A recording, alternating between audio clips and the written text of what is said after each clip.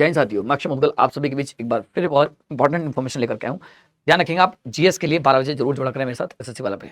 अब एक चीज़ ध्यान रखेंगे दोस्त, अगर मैं आपसे बोलूँ तो बहुत काम की चीज़ ये है कि जैसे हम लोग कई बार देखते हैं ना, इकोनॉमिक इंस्टीट्यूशन देखते हैं और भी ऑर्गेनाइजेशंस को देखते हैं, तो हम कई बार ये कंफ्यूज हो जाते हैं कि ये बॉडी कैसी है, तो कॉन्स्टिट्यूशनल है, नॉन कॉन्स्टिट्यूशनल है या स्टैट्यूटरी है। तो एक बात याद रखिएगा, जो ऑर्गेनाइजेशंस होते हैं, बॉडीज होती हैं, ये बेसिकली 3 ही तरह की होती हैं। एक कॉन्स्टिट्यूशनल, एक आपकी नॉन कॉन्स्टिट्यूशनल और एक थर्ड स्टैट्यूटरी।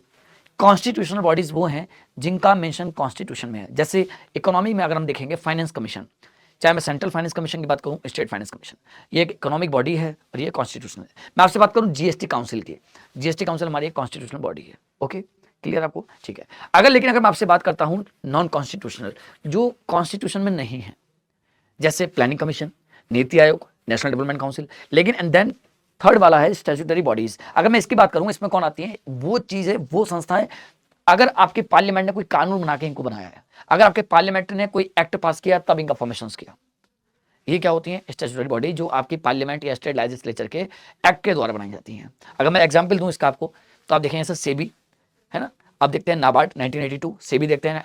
अब उसके बाद देखिएगा सीडीबी हो गया, यहाँ तक कि रिजर्व बैंक ऑफ इंडिया भी आपका कॉन्स्टिट्यूशनल नहीं है, नॉन कॉन्स्टिट्यूशनल नहीं है, बल्कि कैसी बॉडी है? स्टैट्यूटरी बॉडी है। जैसे नेशनल ग्रीन ट्रिब्यूनल हो गया।